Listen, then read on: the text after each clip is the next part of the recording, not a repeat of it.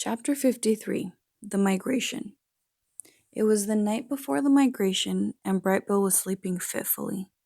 Roz watched him toss and turn until he finally crawled up into her arms, and she rocked him to sleep, just like the good old days. Early the next morning, Brightbill waddled outside and looked at the pond. The water was perfectly still. A few lazy clouds drifted above. Geese were already gathering by the beach. And then tiny claws scampered down from the treetops. "So today's the day, huh?" said Chit Chat, perched on a branch. "You're going to see so many new things and meet so many new animals. And if there are any squirrels at your wintering grounds, please tell them that Chit Chat says hello." "Today's the day," said Brightbill. "The flock will be leaving soon. Are you excited or nervous or scared?" "I'm all of those things," the squirrel whispered. "Well, don't worry about your mother. I'll look after her, so you know she'll be perfectly fine." Brightbill smiled. "I am afraid it is time to go," said Roz, as she stepped out of the nest. "Okay, Mama," said the gosling. "See you in the spring, Chit Chat." "Have a nice migration, Brightbill." The squirrel scampered back into the treetops. "Come home with lots of exciting stories, but not too exciting, because I don't want anything scary to happen to you. Goodbye." The geese were honking with excitement and hustling around as they made their final preparations. Several of the fathers huddled together, discussing their plans, while the mothers took a head count. There you are, Brightbill," Ludwig honked from the middle of the crowd. "We're just about to begin." "May I have your attention, please?" said the biggest goose. "As most of you know, my name is Longneck, and I'll be leading this year's migration. I'm asking everyone to please join your families for takeoff. Once you're all airborne, each family will take the position of your V formation, and we'll start the first leg of our journey. Are there any questions?" "I have a question," came a booming voice. "My son will not have a family with him. Where does he fit into the formation?" Everyone turned to Longneck. "He can fly with me," said the big goose. "I hear Brightbill is a very clever flyer. I could use his help at the point." A moment later, the geese began flapping and honking and making their way into the air. A cloud of feathers floated down around the robot and her son. "You are not a gosling anymore," said Roz. "I am proud of the fine young goose you have become." Brightbill fluttered up to his mother's shoulder. "Thanks, Mama." The young goose wiped his eyes. Is this where we say goodbye?" "This is where we say goodbye for now. Spring will soon be here, and we will be together again." "I'm going to miss you," said Brightbill as he nuzzled his mother. "I'm going to miss you too," said Roz as she nuzzled her son. The goose took a deep breath. Then he shook his tail feathers, flapped his wings, and joined the flock. At first the geese flew in disorganized jumble, but each goose slowly drifted into position until the flock formed a wobbly V.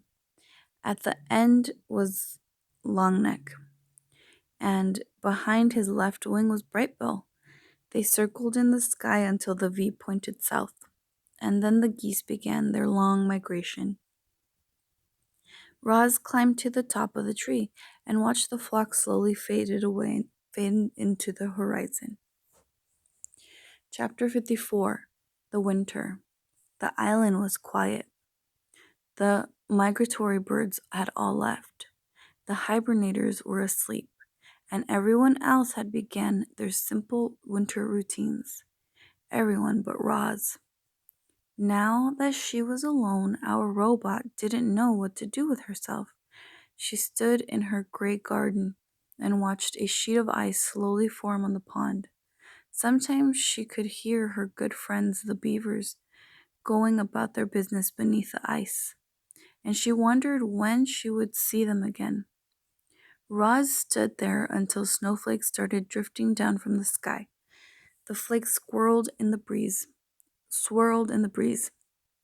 and slowly piled up on the ground, and on the trees, and on the robot. So she crouched into the nest, slid the stone door behind her, and sat in darkness. Hours and days and weeks went by without the robot moving. She had no need to move. She felt perfectly safe in the nest, and so, in her own way, the robot hibernated. Roz's body relaxed. Her quiet wiring slowly stopped. Her eyes faded to black. She probably could have spent centuries like that, hibernating in total darkness. But the robot's hibernation was suddenly interrupted when a shaft of sunlight fell upon her face and carried energy back into her empty battery. Roz's body tensed. Her quiet wiring slowly started. Her eyes began to glow. Hello, I am Rosam, Unit 7134, but you may call me Roz, the robot said automatically. When all her systems were up and running again, Roz noticed that she was surrounded by broken branches and piles of snow. The roof of the nest had caved in, and the lodge was now flooded with sunlight. Roz felt more energized with each passing minute, but she also felt cold. Her joints felt stiff and brittle, and her thinking was slow. So she got up and cleared a spot in the floor and made a fire. The snow inside the nest had begun to melt, and the robot sensors began to thaw. And when she was ready, she climbed out through the hole in the roof and into a bright foreign landscape.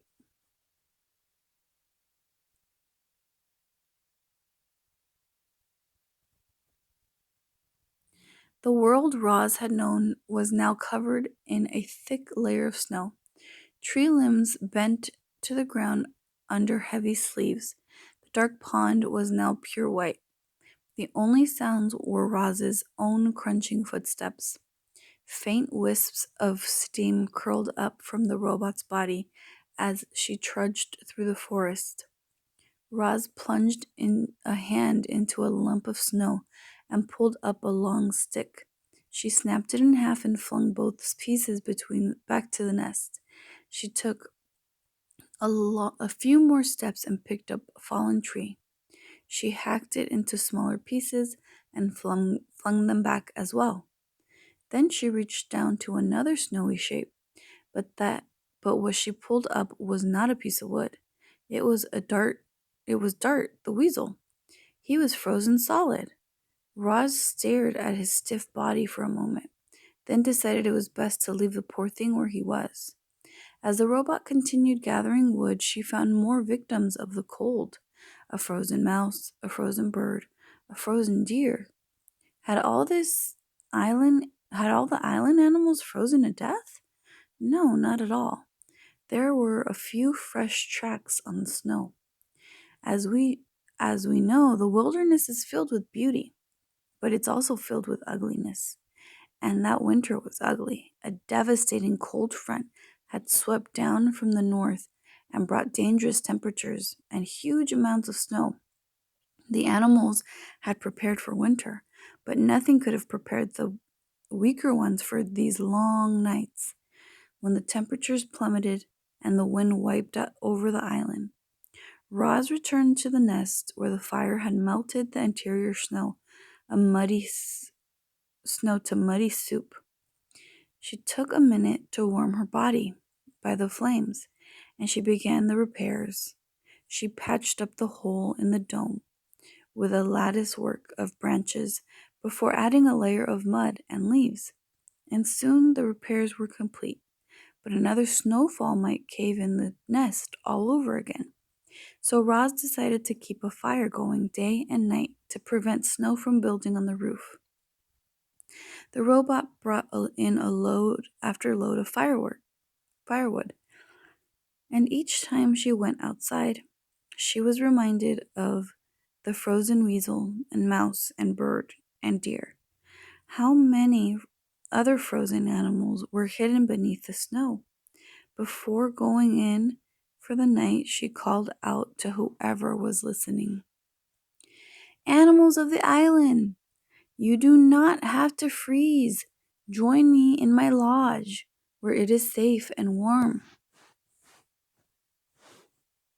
Chapter 55. The Lodgers. Firelight spilled out of the nest and into the cold, blustery night. Roz sat inside and listened to the wind and to the soft pops and crackles of the burning wood. And then the robot's keen hearing picked up on another sound. Tiny footsteps crunching through the snow. Roz, I'm freezing. Can I join you in the fire, please? Said a weak voice. Into the light crawled Chit Chat. The squirrel was shivering, and clumps of ice stuck to her fur. When she finally felt the heat of the fire, she collapsed. Roz picked her up off the floor, gently placed her on the warm stone, and let her sleep. An hour later, there were more footsteps, and a family of hares shuffled into the nest. They huddled together in a corner without saying a word. Pinktail, the opossum, was the next to arrive. Good evening, she mumbled, trying to act cheerful. It certainly has been a chilly. Swooper, the owl, hobbled in, followed by some chickadees and a magpie. Fink knew a good thing when he saw it, and the fox lay down right by the fire. Then came Dig Down the groundhog. The fuzzy bandits carried in an old turtle named Crag, who was in the worst shape of all. Creatures who should have been hibernating deep underground had been roused by the vicious weather. Only the healthiest animals with the warmest homes were safe.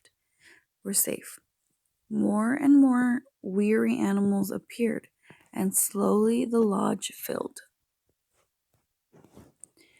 This was the first time many of the lodgers had seen fire, and they gazed at it with a mixture of fear and hope. They could feel the fire's destructive power, but they could also feel its healing power, and it warmed their bones. The lodgers seemed to push forward, eager to feel more warmth, and then pull back, afraid of feeling too much. It was important that the lodgers understood fire, so Roz showed them how to build one. She showed the smaller animals how to arrange the kindling, and she showed the bigger animals how to arrange the logs. Bumpkin, Lumpkin, and Rumpkin struck the firestones together, and everyone cheered when they finally managed a spark. As Roz looked around, she saw moles curling up beside an owl, a mouse snuggling between two weasels, hares nestling against a badger. Never before had the robot seen prey and predators so close and peaceful. But how long could the peace possibly last? I promise a truce. I propose a truce, said Roz, like the dawn truce. Everyone must agree not to hunt or harm one another while in my lodge. Very well, said Swooper, after consulting his carnivorous friends. We hunters will control ourselves. Then it is settled, said Roz. My home is a safe place for all. One by one, the lodgers each fell into a deep sleep. Even the nocturnal creatures, usually wide awake at that hour, gave in to the coziness of the nest. The robot stood out of the way and quietly tended to the fire as her guests slept through the night. Only when daylight was streaming in through the door did the lodgers finally begin to stir. You are all welcome to stay here as long as you like, said the robot to the animals as they rubbed sleep from their eyes. My home is your home. Thanks a lot, Roz. Fink carefully stepped over a hare and a woodpecker on his way to the door. I don't think I would have survived another night on my own. It's just too bad you can't cram a few more creatures in here. And the fox slipped outside. The robot looked down at the fur and feathers that now carpeted the floor. The nest had been completely full that night. If any more animals showed up, they'd be left out in the cold. But Roz was not about to let that happen.